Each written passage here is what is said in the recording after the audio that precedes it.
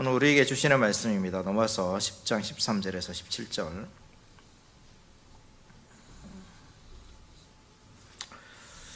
13절에서 17절 우리 한 절씩 교독하겠습니다. 누구든지 주의 이름을 부르는 자는 구원을 받으리라. 그런즉 그들이 믿지 하는 일을 어찌 부르리요? 듣지도 못한 일을 어찌 믿으리요? 전파하는 자가 없이 어찌 들으리요? 보내심을 받지 아니하였으면 어찌 전파하리요? 기록된 바 아름답도다. 좋은 소식을 전하는 자들의 발이요 함과 같으니라. 그러나 그들이 다 복음을 순종하지 아니하였도다. 이사야가 이르되 주여 우리가 전한 것을 누가 믿었나이까 함께 그러므로 믿음은 들음에서 나며 들음은 그리스도의 말씀으로 말미암았느니라. 아멘.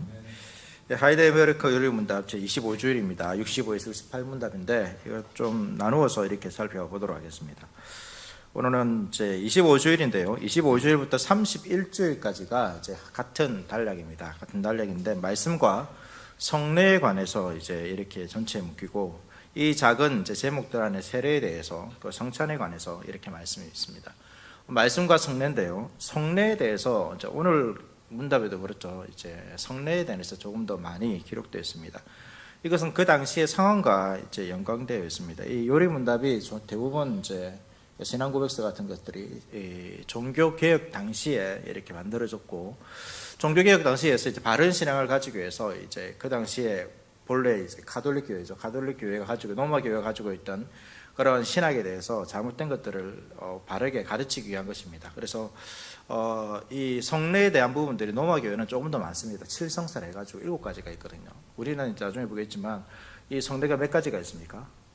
성례가 2가지밖에 없습니다. 성찬과 세례입니다. 2가지밖에 없기 때문에 이러한 부분들이 이제 논쟁이 되어지고, 그래서 또 이제 이 성찬에 대한 부분도 종교 개혁자마다 조금씩 이제 의견이 달랐기 때문에 이러한 부분들을 이제 요르문답이 조금씩 길게 성례에 관한 부분들이 시대적으로 많은 논란이 되는 부분이었기 때문에 더 많이 가르치고 있는 것입니다. 그래서 이 모든 것들이 이제 역사적인 배경들을 우리가 무시할 수는 없죠. 이러한 요르문답 자체도 바른 신앙을 가지기 위해서 이렇게 나온 것이고, 또 그 가운데 기록되는 요르문답마다 좀 특별히 이제 차이점이 있는데 그 당시에 좀 논쟁이 되었던 부분들을 조금 더 집중해서 가르치는 그러한 부분이 있습니다. 23에서 이제 이 25주일까지는 믿음으로 의롭다함을 얻는다라는 사실을 배웠죠. 우리가 오직 믿음으로만 의롭다함을 얻습니다. 그리고 이 25주일 65문답에서는 무엇을 가르치고 있냐면, 믿음으로 의롭다함을 얻는데 이 믿음은 어디서 오는 것이냐라는 것이죠. 그리고 이 믿음이 어떻게 증진되느냐, 우리가 굳건하게 되느냐, 커지느냐, 이렇게 이제 이런 것들을 가르쳐 주고 있습니다. 그래서 어렵다 하는 수단이 믿음이기 때문에 이 믿음이 어디서 오는가를 묻고 그에 대한 대답이 이제 성령이라고 이제 가르쳐 주고 있죠. 우리가 그러한 것을 생각하시면서 우리 65문답 같이 읽도록 하겠습니다. 65문답. 오직 믿음으로만 우리가 그리스도와 그의 모든 은덕에 참여할 수 있는데 이 믿음은 어디에서 옵니까? 성령에게서 옵니다. 그분은 거룩한 복음의 강설로 우리의 마음의 믿음을 일으키며 성례의 시행으로 믿음을 굳세게 하십니다. 이 믿음, 우리가 믿음으로 오직 얻게 되는데 이 믿음이 어디서 오는가? 잘 알아야 됩니다. 그래서 이 믿음이 오는 것이 성령이라고 말하고 있죠. 오직 믿음으로 우리가 그리스도와 그분의 모든 은덕에 참여할 수 있습니다. 다른 우리가 복을 받는 길 뭐였습니까? 복을 받는 길은 믿음입니다. 다른 말로 모든 것이 믿음이죠. 믿음으로 우리가 이 모든 것을 다 누릴 수 있다라고 말하고 있습니다. 그런데 우리가 간혹 이제 이 믿음을 저도 이전에 그렇게 생각한 때가 있습니다. 내가 믿어야지. 그러니까 내가 안 믿는다, 내가 믿는다 했을 때 무엇이 기준이 되었냐면 저의 마음의 확신이 기준이 되는 경우가 많았습니다. 그러니까 우리 자신의 어떤 굳은 신념이죠. 막 이리저리 흔들리는 것이 아니라 무슨 일이 있더라도 내가 생각했던 것, 내가 결심했던 것, 이거 내가 포기하지 않을 거야 했을 때 쭉 가는 사람이 좋은 이제 의지가 강한 사람이 믿음이 좋은 사람이고, 그렇지 않으면 이제 믿음이 좋지 않은 것처럼 이렇게 생각했습니다. 하지만 성경에서 말하는 믿음은 우리의 어떤 굳은 심령, 불굴의 의지 이런 것과는 좀 구분됩니다. 그리스도인이라면 이제 우리 모두가 다 이런 굳건한 믿음에 가지시기를 원하죠.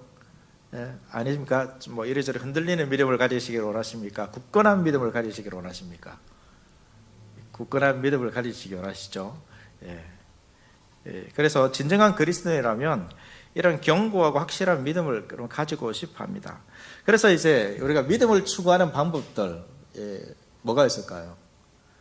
저는 예전에 이제 기도하다가 주님 좀 보면, 예, 좀 믿음이 생길 것 같아. 우리가 이제 뭐 어릴 때는 이제 수련회 이런 가가지고 좀 체험들이 있지 않습니까? 그런 체험들이 날마다 좀 나한테 있으면 믿음이 굳건해지겠다. 뭐 이런 생각이 있었습니다. 그래서 연신 뭐 그런 것들을 좀 신비한 것들을 찾아가는 것이죠. 그래서 실제로 그러신 분들이 많습니다. 신비한 것들을 좀 많이 경험하면 나의 믿음이 더 좋아질 것이다라는 그런 생각들이 있습니다. 그래서 추구하시는 분도 있죠. 근데 이제 그렇지는 않습니다. 그리고 이제 어디는 뭐 어떤 목사님이 그랬죠. 뭔 말만 하면 뭐 믿습니다. 이거만 하면 이제 믿음이 생기는 것처럼, 이제 내 마음이 확신이 안 되니까 내가 입으로 외치면 믿음이 생기는 것처럼 이렇게 이제 반복해서 훈련을 통해서 어떤 믿음을 가질 수 있다라고 생각하시는 분도 있습니다. 아니면 이제 이런 분도 있습니다. 그러니까 소위 이제 그 좀 대단하신 분들이 있지 않습니까? 존경할 만한 분들, 아니면 믿음의 종, 뭐 능력의 종, 이런 분 찾아가가지고 안수교를 딱 받으면 없던 믿음이 갑자기 생겨가지고, 예, 굳건해지는, 예, 그런 이제 있습니다. 이런 있는데, 하지만 이제 이 어떻게 하면 그분들의 노력은 비하는 건 아닙니다. 믿음을 좀 굳건한 믿음을 가졌으면 좋겠다. 그것을 모르기 때문에 이렇게 할 수도 있겠죠. 그런데 그러한 인간적인 노력들은 믿음을 강화시키는데 아무런 도움을 주지 못합니다. 하나님께서 그러한 식으로 우리에게 믿음을 주시려고 했다라면 우리가 그러한 방법으로 믿음을 추구해야 되겠죠. 그러나 성경에는 하나님께서 우리에게 믿음을 주시는 그 방법을 알려주셨습니다. 그래서 그렇기 때문에 그 외의 것들은 어떻게 보면 하나님께서 정하신 방법 외에 다른 모든 것들은 인간적인 방법입니다. 그래서 이러한 것들로 우리가 믿음을 얻을 수가 있는 것은 아닙니다. 이것은 우리의 오해이고 착각이고 때로는 무지이기도 합니다. 여러분, 그렇게 생각한다면 이런 것이죠. 사람이 누군가의 마음에 예수 그리스도를 믿는 믿음을 넣어줄 수 있습니까? 막 말을 잘해가지고 여러분 그 믿음을 넣어줄 수 있을까요? 심지어 부모라도 자기 자녀에게 예수 그리스도에 관한 진정한 가르침은 우리가 줄 수 있습니다. 예수님 이런 분이야. 그 가르침을 준다 해가지고 그 자녀에게 그 예수 그리스도를 믿는 그런 믿음까지도 줄 수 있을까요? 그러면 좋겠지만 그렇지는 않죠. 자녀의 마음에 믿음을 일으키는 것은 아무리 부모라도 그 어떤 사람이라도 할 수 없습니다. 오직 오늘 요리를 따지면 또 성경에 따지면 성령만이 사람의 마음에 믿음을 일으킵니다. 왜냐하면 일으킨다는 것은 이 없는 것이 우리 안에서 나타나도록 하는 것입니다. 그런 표현입니다. 왜냐하면 사람은 그 믿음을 가질 수 없기 때문입니다. 사람이라는 존재가 어떤 존재냐면 성경에는 허물과 죄로 죽었다라고 이렇게 말하고 있습니다. 죽었다라는 표현은 그 어떤 아무것도 할 수 없다라는 표현입니다. 죽은 사람에게 아무리 좋은 음식을 준다 해가지고 먹을 수 있습니까? 좋은 옷을 입힌다 해가지고 그 가치를 압니까?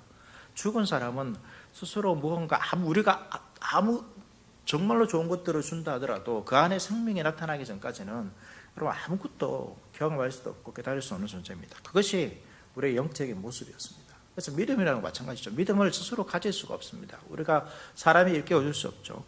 그래서 성령께서 그 죽은 자에게 마음의 빛을 비추어 줘야지만 우리가 예수 그리스도를 주라고 고백할 수 있는 것입니다. 믿을 수 있는 것이죠. 먼저 성령께서 그 영혼을 살리셔야 하는 것입니다. 에베소서 2장 8절과 9절 말씀 보시면 너희는 그 은혜에 의하여 믿음으로 말미암아 구원을 받았으니 이것은 너희에게 난 것이 아니요 하나님의 선물이라 행위에서 난 것이 아니니 이는 누구든지 자랑하지 못하게 함이라. 그러니까 바울은 이제 믿음을 말하면서 이것이 어디에서 비롯된 것이라고 말하고 있습니까? 하나님의 은혜라는 거죠. 은혜입니다.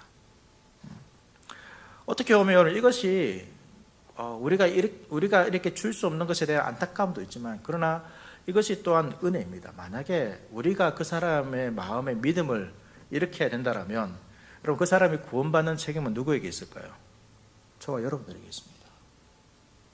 그리고 오히려 하나님의 은혜이기 때문에 하나님께서는 오히려 차별 없이 누구에게든지 그 택하신 자들에게 모두 하나님의 구원의 은혜를 베푸시기 때문에 우리는 담대하게 또 이 복음을 전할 수 있게 되는 것이고, 또 누군가를 위해서 계속해서 그 은혜를 강구하면서 여러분 기도할 수 있는 것이죠. 만약에 우리가 해야 한다면 여러분 기도한다고 소용이 있겠습니까? 그냥 기도하는 것은 저 사람을 변화시켜 달라는 것이 아니라 나에게 저 사람을 변화시킬 수 있는 능력을 달라고 기도할 수밖에 없죠. 그렇지만 우리는 그런 능력이 없습니다. 하나님께서는 그렇지만 그 가운데서도 우리의 기도를 들으시고 때로는 또 그 은혜 가운데서 역사하시는 것들을 우리가 보게 되는 것입니다. 그래서 하나님께서 은혜로 구원한다는 것이 우리에게 놀라우신 주님의 사랑이죠. 그리고 그 하나님 믿음을 주실 때 믿음이 생기고, 특히 오늘 그 말씀 보시면 그 은혜에 의하여라고 되어 있습니다. 이 말은 하나님이 어떤 자격을 갖춘 자들에게 믿음을 주시는 것이 아니라 아무런 자격이 없는 자들에게, 그 은혜이기 때문에. 자격이 있다라면 여러분 은혜가 아니죠. 은혜로 주신다는 것입니다. 그래서 우리는 그렇게 은혜로 구원받았습니다. 믿음이 그렇게 시작되었습니다. 그러면 이 믿음이 어디서 오는가? 우리의 믿음이 어떻게 굳건하게 될 수 있는가? 이러한 부분들을 살펴보겠습니다. 믿음의 근원이 이제 성령이라고 말씀드렸습니다. 성령이신데 성령께서 그냥 갑자기 이렇게 믿음을 일으키시는 것이 아니라 이 믿음을 이제 이렇게 주시는 그 통로가 있습니다. 방편이 있습니다. 수단이 있는 것이죠. 그 외적인 수단이 뭐냐면 이 요리문답에 보니까 그 말씀이라는 것입니다. 말씀과 성례입니다. 복음의 설교를 통하여서 우리의 마음에 믿음을 일으키시고 성례의 시행을 통하여서 우리의 마음을 굳건하게 한다라고 말하고 있습니다. 그래서 믿음과 관련해서 우리가 기억해야 될 것은 말씀과 성례입니다. 우리가 믿음이 생기고 나의 믿음이 굳건해지기를 원한다라면 하나님께서 정하신 방법은 이 두 가지밖에 없습니다. 말씀과 성례밖에 없습니다. 오늘 외웠던 말씀이죠. 외웠던 말씀 보시면 그러므로 믿음은 들음에서 나며 들음은 그리스도의 말씀으로 말미암았느니라. 믿음이 생기기 위해서는 뭐 해야 됩니까? 들으셔야 됩니다. 들으셔야 됩니다. 그리고 무엇을 들어야 됩니까? 그리스도의 말씀을 들어야 됩니다. 이것이 하나님께서 정하신 방법입니다. 다른 방법은 없습니다. 믿음이 생기는 다른 방법은 없습니다. 우리가 믿는 이 개신교 안에서 이제 종교개혁 선서에 따라서 믿음이 생기는 다른 방법이 없습니다. 막 내 마음에 40일 결심해서 40일 금식 기도한다 해가지고 믿음이 생기는 것이 아니라 제일 중요한 것은 말씀입니다. 말씀을 들으셔야 되고 그 말씀은 그리스도의 말씀이라는 거예요. 세상의 말이 아니라 그리스도의 말씀입니다. 여기서 그리스도의 말씀이라는 것도 뭐냐면 특별히 우리 요리문답 보니까 복음에 강설이 되어 있죠. 강설되어 있습니다. 이것이 설교 시간에 행해지는 설교 말씀을 특별히 가르치고 있습니다. 모든 성경을 통해서 우리가 믿음을 가질 수 있지만 그러나 하나님께서 특별히 사용하시는 것은 설교라는 것입니다. 설교를 들음으로 우리가 하나님께서 이룩하신 구원의 사역들을 깨닫게 되죠. 그리고 성령께서 그 구원의 사역들을 듣게 될 때에 듣는 자들의 마음에 들어가셔서 은혜와 자비를 베푸시고 믿음을 일으키시는 것입니다. 그래서 설교를 통하여 하나님께서 뭐 하시는 것입니까? 우리를 찾아오시는 것입니다. 예배 시간에 우리가 그 모든 것 가운데서 하나님께서 임재하시지만 특별히 하나님의 임재, 구약의 역사부터 쭉 볼 때 하나님께서는 말씀으로 일상에 나타나는 그러한 모습들을 우리가 종종 보이죠. 하나님께서 말씀으로 세상을 창조하셨습니다. 예수님께서 말씀이신 그 예수님께서 이 땅에 오셨습니다. 하나님께서 영이신 하나님께서 특별히 우리를 만나는 그 모든 장면들은 대부분 말씀과 관련되어 있습니다. 그래서 설교를 통하여 하나님께서 우리를 찾아오시는 거죠. 그렇기 때문에 신자는 뭐가 중요합니까? 설교를 잘 듣는 것이 여러분 중요합니다. 사람이 육신의 양식을 먹지 않으면 어떻게 됩니까? 힘을 잃고 결국 죽게 됩니다. 영의 양식의 말씀을 먹지 않으면 마찬가지입니다. 믿음이 약해되고 결국에는 영적으로 메말라 가게 됩니다. 그렇기 때문에 우리는 이 말씀을 가까이 하는데 여러분 최우선을 둬야 됩니다. 여러분 하루 일상에서 여러 가지 일들이 있겠지만 우리가 항상 하는 것이 뭡니까? 하루 음식을 먹는 거 아닙니까? 영양분을 공급하는 것입니다.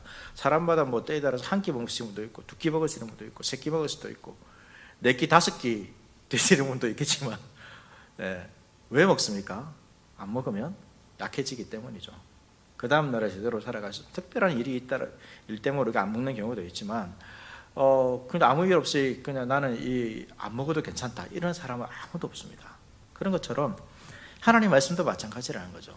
하나님 말씀도 꾸준히 우리가 먹어야 되고, 특별히 설교를 우리가 잘 들어야 되고, 그것을 통해서 하나님께서 우리에게 주시는 그 영적인 양식을 우리가 보아야 하는 것입니다.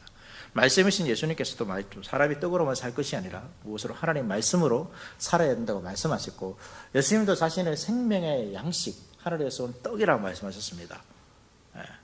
그것이 뭡니까? 말씀이죠. 말씀이신 예수님을 말하는 것입니다.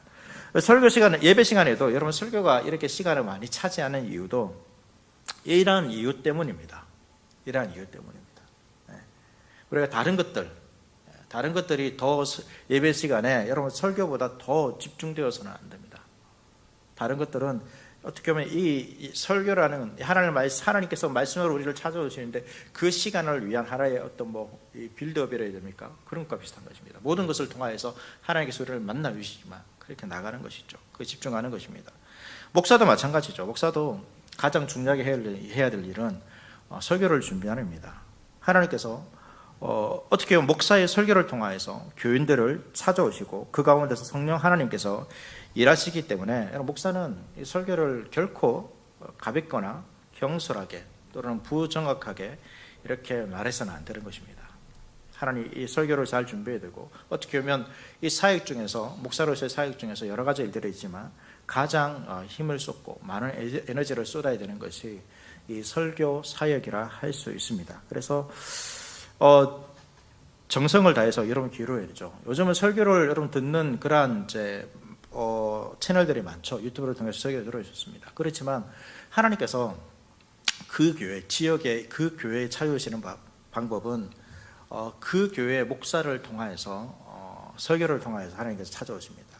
그 상황들을 알게 하시고 교회의 상황을 알고 교회의 필요를 깨닫게 하셔서 그에 맞는 적절한 그 말씀들을 우리에게 주기 때문입니다. 그래서 우리가 다른 것들은 우리가 참고로 들을 수 있지만 특별히 우리가 예배 시간에 드리는 그 말씀, 설교에 대해서 우리가 더 집중해야 되고, 목사도 이것이 가장 중요한 본질적인 사이라는 것을 기억하고 우리가 목사가 제대로 준비해야 하는 것입니다.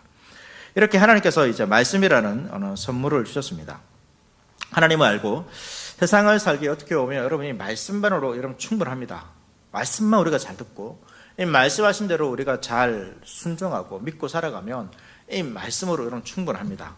그렇지만 아직까지는 우리는 완전하지 않습니다. 하나님께서 우리의 연약함을 너무나도 잘 아시죠. 그리고 그 말씀을 들을 때 아직은 완전하게 깨닫지 못합니다. 하나님을 완전히 만나지 못하는 것이죠. 또 우리에게 의심이 많습니다. 의심이 많죠. 말씀을 들어도 이 말씀에 대한 완전한 확신을 가지지 못하는 그러한 경우도 있습니다. 그렇기 때문에 우리의 믿음을 증진시키기 위해서 하나님께서 주신 방편이 있는데 그것이 바로 성례라는 것입니다. 성례라는 선물을 허락해 주셨습니다. 우리가 만약에 말씀을 충분히 듣고 충분히 이해한다라면, 그리고 완전한 믿음에 도달한다라면 성례가 필요 없습니다. 그래서 천국에는 성례가 필요 없을 것입니다. 우리 하나님의 말씀을 온전히 깨달을 것이기 때문에. 그렇지만 이 땅에서는 우리의 연약함을 아시고 성례라는 이 하나의 수단을 통하여서 우리의 믿음을 증진, 더욱더 굳건하게 키워주신다고 말씀하고 있는 것입니다. 66문답입니다. 66문답 같이 읽겠습니다. 성례가 무엇입니까? 성례는 복음 약속의 눈에 보이는 거룩한 표와 인으로 하나님께서 제정하신 것입니다. 성례가 시행될 때 하나님께서는 복음 약속을 우리에게 훨씬 더 충만하게 선언하고 확정하십니다. 이 약속은 그리스도가 십자가 위에서 이루신 단번의 제사 때문에 하나님께서 우리에게 제사함과 영원한 생명을 은혜로 주신다는 것입니다. 성례는 하나님께서 친히 제정하신 것이죠. 이 성례라는 것은 특징이 뭐냐면 눈에 보이는 것입니다. 말씀은 눈에 보이지 않지만 성례는 눈에 보입니다. 눈으로 볼 수 있는 거룩한 표, 이 사인이죠. 예, 사인. 그리고 인입니다. 이 도장이라는 뜻입니다. 표와 인이라는 거죠. 이 표와 인이라는 것은 보이지 않는 어떤 것의 실체를 보여주는 역할을 하는 것입니다. 성경에는 그런 것들이 종종 있습니다. 하나님께서 언약을 맺으셨죠. 언약을 맺으셨는데 노아 언약을 보시면 하나님께 언약이라는 건 말이지 않습니까? 근데 하나님께 정말로 그것이 너와 언약을 맺었다는 것을 보여주기 위해서 하나님께서 보여주신 것이 있죠. 그게 뭡니까? 무지개죠. 무지개입니다. 할례도 마찬가지입니다. 할례도 눈에 보이는 표와 인 같은 것입니다. 그리고 우리도 이제 이 성례도 그렇다는 것이죠. 성례도 예수 그리스도의 말씀이 정말로 하나님께서 우리에게 주시는 것이고 그것이 우리에게 생명의 양식이라는 것을, 우리가 영원히 살아가는 데 필요한 것이라는 것을, 우리의 믿음을 증진시켜 주는 것이라는 것을 깨닫게 하기 위해서 보이는 것으로 이 성례를 주신 것입니다. 성례는 말씀이 있지만 그것이 보이는 것이 성례입니다. 보이는 말씀입니다. 우리는 이 말씀과 성례가 서로 따로 분리된 것처럼 보이지만 여러분 이것은 같은 것입니다. 같은 것입니다. 말씀이 있지만 들려지지만 보이지 않는 그것을 정말로 그것이 나에게 양식이 되는구나라는 것을 눈에 보이는 것으로 우리가 경험할 수 있는 것으로 하나님께서 주신 것이 바로 성례라는 것이죠. 그래서 이 성례를 행할 때에, 우리가 믿음으로 행할 때에 그 결과 하나님께서는 성례를 통하여 복음의 약속을 더 잘 이해하게 해주시는 것입니다. 우리가 성례를 할 때 어떻게 합니까? 포도주와 빵을 먹죠. 떡을 먹습니다. 실제로 우리에게 목마름이 해결되어지고 우리가 이제 배고픔이 해결되어집니다. 우리가 이제 먹는 그 양이 작아서 그렇지 똑같은 것이죠. 먹었다는 것입니다. 먹었다는 것이 경험되어지죠. 그런 것처럼 우리가 하나님의 말씀을 들을 때에 우리의 영혼에 하나님의 말씀이 영혼의 양식이 되는구나. 또 우리가 먹게 되면 어떻게 됩니까? 잘 먹게 되면 몸에 힘이 생기고 또 잘 자라고 건강하게 되는 것처럼 성례를 또 하나님의 말씀을 잘 듣게 되면 어떻게 되는 것입니까? 우리의 영혼이 건강하게 되고 또 잘 자랄 수 있게 된다는 것을 이 성례를 통하여서 우리의 몸으로 경험하게 하는 것이 이 성례입니다. 그래서 성례는, 말씀을 떠난 성례는 여러분 존재할 수 없습니다. 성례 자체로 성례를 시행하는 것이 기독교의 신비한 어떤 하나의 행위로 여러분 생각해서는 안 됩니다. 성례라는 것은, 그래서 성례가 있잖아요. 항상 말씀 뒤에 있습니다. 말씀이 전해지고 이 성례를 행함을 통해서 이 말씀이 나에게 양식이 되었구나. 이 말씀을 믿음으로 받을 때에 내가 지금 이 포도주와 이 떡을 먹는 것처럼 나의 목마름을 해결하고 나의 배고픔을 해결해 주는 것처럼 나를 자라게 하는 것처럼 이 말씀이, 내가 들었던 이 말씀이 나에게 정말로 그런 영혼을 먹이시고 채우시고 자라게 하시는구나. 나의 목마름을 해결하게 하시는구나 하는 것들을 성례를 통하여서 깨닫게 하는 거죠. 우리가 잘 모르기 때문에 그런 것입니다. 말씀을 들어도 때로는 믿음이 생기지만 때로는 잘 모르는 것이죠. 그럼 우리가 몸으로 경험하는 것은, 우리 눈에 보이는 것은 항상 우리가 볼 수 있기 때문에, 경험할 수 있기 때문에 아는 것입니다. 그것을 하나님께서 보여주신 것입니다. 그래서 하나님의 말씀이 세우신 성례를 통하여서 깨닫게 하고, 하나님께서는 이 두 가지를 통하여서, 말씀과 성례를 통하여서 더 하나님을 잘 이해하고 우리가 믿음으로 살아갈 수 있도록 하나님께서 도우시는 것입니다. 다 하나님의 은혜의 방편이죠. 그래서 우리가 말씀을 가까이 해야 하는 것처럼 여러분 성례도 그렇게 생각해야 됩니다. 성례도 그렇게 하고 가까이 하고, 말씀이 있는 곳에 은혜가 있고 성례가 있는 곳에 은혜가 있는 것입니다. 말씀과 성례는 은혜의 방편으로서 항상 동행하는 것입니다. 그래서 종교개혁자들은 최대한 이 성례 또한 자주 시행하면 좋다라고 말하고 있고, 이 초대교회 보면 이제 우리 식사에서는 예배를 드리고 식사를 하고 식사가 끝나는 후에 항상 또 성찬을 했다라는 그러한 내용도 있습니다. 그런 것처럼 항상 이제 이 성례를 통하여서 또 이 말씀이 보이지 않는 그 말씀이 보이는 성례를 통하여서 진짜로 그 말씀이 내 안에서 적용되어지는구나라는 것을 깨닫게 되는 것이죠. 오늘 말씀에서 우리가 보는 것은 두 가지입니다. 우리가 믿음을 위해서, 우리가 오직 믿음으로 얻게 되어지고, 우리가 믿음으로, 오직 이는 믿음으로 살아가는데, 이 믿음이 어떻게 우리 가운데 생기는가? 말씀과 성례로 생기는 것입니다. 여러분 분명히 답변하셨습니다. 굳건한 믿음을 가지기를 원한다라고 답변하셨습니다. 어떻게 해야 됩니까? 말씀과 성례라는 우리가 이 두 가지를 하나님께서 주신 것을 우리가 열심히 붙잡아야 되고 열심히 여러분 시행해야 됩니다. 말씀을 잘 들을 수 있도록 여러분 기도하십시오. 말씀을 들을 때 이것이 너무나도 중요하기 때문에 어떻게 할까요? 사탄이 우리를 방해하죠. 간혹 이제 어떤 분들은 가장 잠이 잘 오는 때가 언제냐? 목사님이 설교하실 때. 설교가 끝나고 딱 찬양하는 순간 그냥 모든 것이 딱 깨져 정신이 말똥말똥해지는 그런 놀라운 신비한 현상도 경험하는데 그런 것입니다. 여러분 왜 그만큼 여러분 말씀이 중요하기 때문입니다. 사탄의 전략 중에서 이 말씀에 대한 전략이 있습니다. 이 말씀이 들려지는 데도 있잖아요. 이 말씀이 이 시대에 적절하지 않다. 그런 생각을 주는 것도 여러분 사탄이 하는 것입니다. 또 이 말씀은 너무 어렵다. 이렇게 생각하는 것도 여러분 사탄이 하는 전략 중에 하나입니다. 왜? 그 말씀을 듣지 않아야지 이 사람이 믿음을 갖지 않게 되고 믿음이 안 가지면 어떻게 됩니까? 조금만 찔러도 어떻게 되죠? 흔들리는 거죠. 넘어지는 거죠. 시험에 드는 것입니다. 교회가 분란이 일어나고 그렇게 되는 것이죠. 말씀이 잘 전해지고 굳건한 교회는 이런 것입니다. 말씀이 잘 전해지고 말씀을 잘 들을 수 있도록 여러분 기도하고 성례를 통하여서 우리가 그 말씀을 더욱더 확신하는 교회, 그것이 여러분 굳건한 교회입니다. 그렇게 굳건해지고 나서 교회가 계속해서 여러분 성장할 수 있는 것이죠. 이런 것들이 기반이 없이 여러분 때문에 어떻겠습니까? 너무 쉽게 흔들리는 것입니다. 교회가 사탄이 너무 쉽게 교회를 흔들 수 있는 것입니다. 조금만 찌르면 한 사람씩 넘어지니까 쉬운 것이죠. 그래서 여러분 이 하나님께서 우리에게 분명히 우리의 믿음을 위해서 방편을 주셨습니다. 수단을 주셨습니다. 말씀과 성례입니다. 성례가 세례가 성찬인데 세례는 다 받으셨죠. 남은 건 성찬입니다. 성찬인데 이것을 통하여서 우리 하늘교회가 여러분 더욱더 굳건한 믿음 가운데 세워질 수 있는 그러한 교회가 되었으면 좋겠습니다. 교회를 생각하시면서 우리 교회가 이 시대 가운데 흔들리지 않는 주님 오시는 그날까지 굳건하게 서는 교회가 되었으면 좋겠다. 이런 그런 마음이 있으시죠. 그럼 어떻게 해야 됩니까? 제가 열심히 말씀을 전하고 여러분 열심히 말씀을 듣고 그 말씀을 잘 듣고 순종하고 성례의 시행을 통하여서 그 굳건한 믿음 가운데 세워지는 것 외에는 없습니다.